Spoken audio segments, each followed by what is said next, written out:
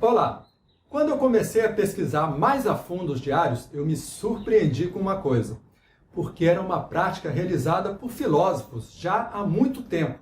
Então hoje a gente vai filosofar um pouco sobre esse assunto e depois vamos fazer um registro mais lúdico, para a gente se envolver com esse tema que é muito inspirador.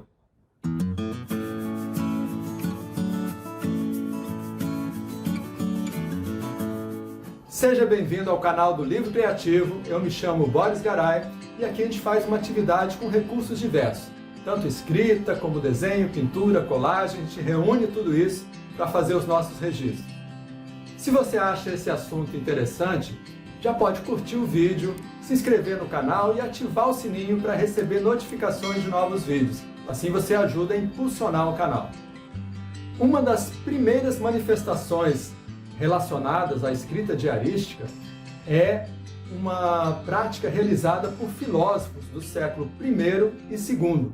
Ou seja, alguns deles foram contemporâneos de Jesus Cristo. Quem apresenta esse estudo é um filósofo chamado Foucault. E o nome do texto é A Escrita de Si. Nessa época, a cultura grega já estava se difundindo para outros locais. Então, quando Roma conquista a Grécia, eles valorizam a cultura deles e assim dão continuidade à filosofia. Os filósofos daquele momento, eles utilizavam um caderno de notas para irem refletindo sobre as ações que eles faziam, sobre as leituras, sobre as conversas que eles tinham e assim achavam que poderiam ter uma vida melhor. Inclusive é dessa época o sentido da palavra manual, porque eles tinham esse caderno de notas à mão e poderiam consultar em qualquer momento. Um desses filósofos se chamava Sêneca e ele dizia que essa escrita de si nos cadernos de notas deveria servir para as pessoas interiorizarem o conhecimento. Ele até compara com a alimentação, quando a gente digere os alimentos e eles se transformam em força para o nosso corpo. Então ele dizia que essas notas que eram tomadas nesses cadernos, elas deveriam servir para fortalecer o espírito. E ele também faz uma comparação com as várias melodias que tem uma orquestra, que elas juntas servem para fazer uma única música. Ele dizia também que os diversos conhecimentos coletados deveriam para criar uma unidade em cada pessoa. Um outro filósofo era o Epiteto, e ele dizia que a gente deveria meditar sobre as coisas que a gente recolhia nesses cadernos. E essa meditação tinha um sentido um pouco diferente de hoje. A gente deveria observar na nossa vida cotidiana como a gente poderia aplicar os conhecimentos que a gente estava colocando nesse caderno de notas. Existe um livro sobre esse tipo de meditação que é do Marco Aurélio. Ele foi o imperador de Roma, mas também é considerado um filósofo dessa época. Um outro meio para essa prática da escrita de si era a correspondência. E dessa forma eles entravam em contato com outros filósofos que poderiam se ajudar. Eles davam conselhos sobre saúde, tanto do corpo quanto da alma, e também comentavam as suas condutas pessoais diante dos acontecimentos. Então, eles podiam trocar conselhos, por exemplo, sobre essas questões. E agora vou fazer um registro aqui, tentando um diálogo com um desses filósofos. Vou mostrar como é que eu fiz. Bom, a ideia é você colocar de um lado, numa página, a reflexão do filósofo, de um desses filósofos, e no meio colocar uma imagem, que pode ser um desenho, uma colagem, para fazer uma ponte aí para você dar uma resposta para essa reflexão. Para você complementar de alguma forma. Não precisa ser uma resposta, mas alguma coisa que aquilo te leve a pensar. Então, eu vou mostrar aqui como é que eu fiz esse desenho. Eu usei uma imagem de uma estátua do Marco Aurélio e ela está ali mais ou menos num tom marrom, e eu fiz um tom de cinza. Para fazer esse tom de cinza, eu usei a cor azul e a cor marrom. Dá para fazer vários tons de cinza, Os pintores dizem que não existe o preto natural, Ele sempre é uma mistura assim das cores, Então fica mais fica um cinza, né? Mais natural.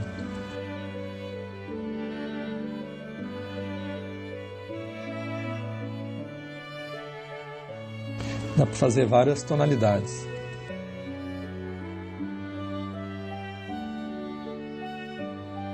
E para fazer o desenho eu lembrei de uma dica que tem num livro chamado Desenhando com o Lado Direito do Cérebro, que é para você desenhar de uma forma mais livre, né?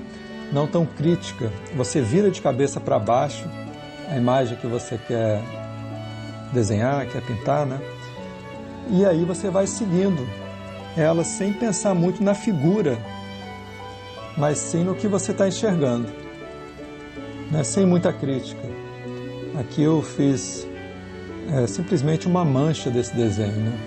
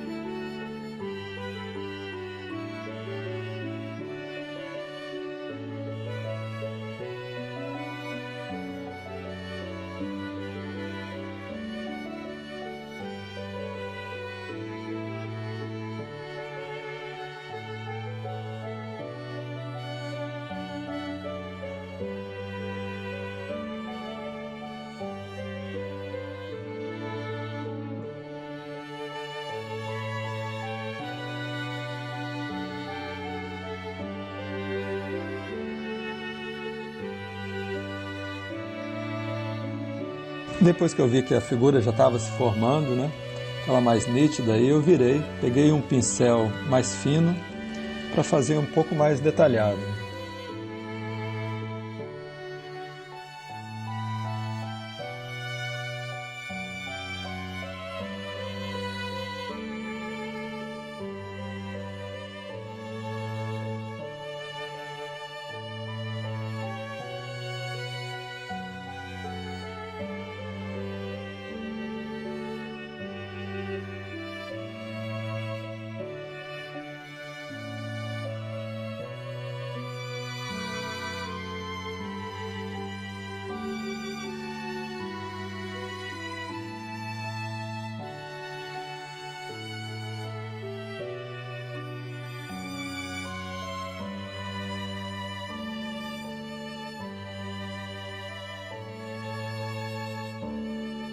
Depois eu passei para a caneta. Essa é uma caneta Nanquim, que é a prova d'água. Ela é boa para, se você quiser pintar de novo, né, ela não vai manchar.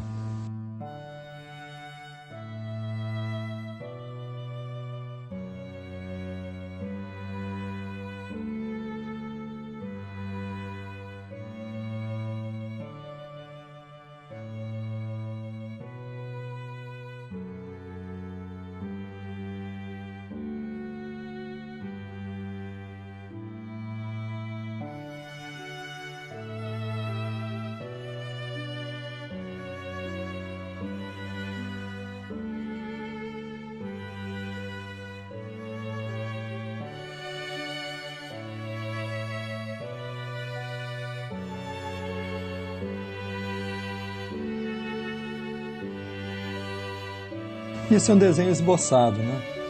Não é perfeito. Então não tem problema muito, né? Se ficar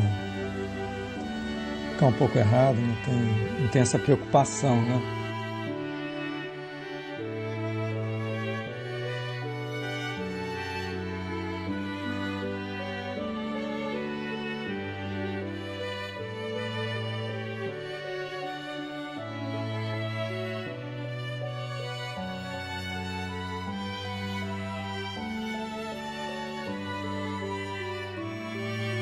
Então depois eu molhei, tomando cuidado para não deixar a água entrar dentro da figura, né? Porque quando a gente coloca a tinta, ela vai escorrendo por onde tem água. Então fica mais fácil, né, da tinta não entrar dentro da figura.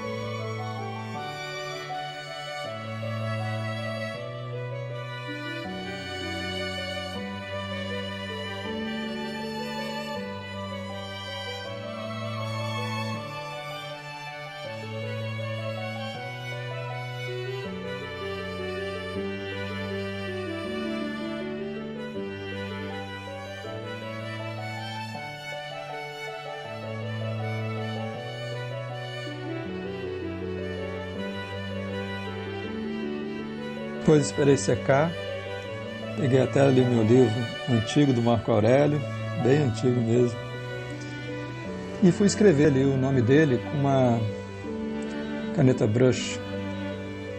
E essa escrita aí consiste em você subir sem pressionar muito a caneta e descer pressionando para o traço ficar mais grosso. Aí vai criando uma dinâmica na escrita.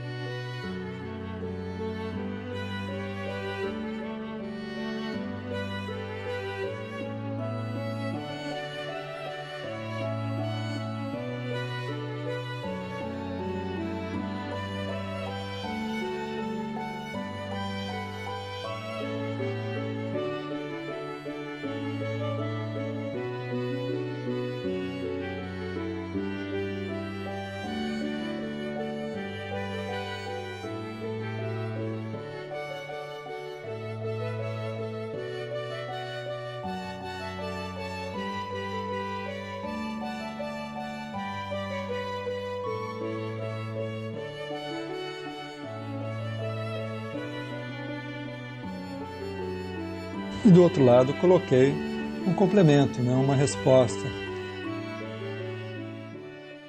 Esse foi o meu registro de hoje. Não se esqueça que existe o grupo Livro Criativo Online, que você pode postar os seus trabalhos, ver os trabalhos dos colegas e trocar experiências sobre criatividade. Então, até o próximo vídeo.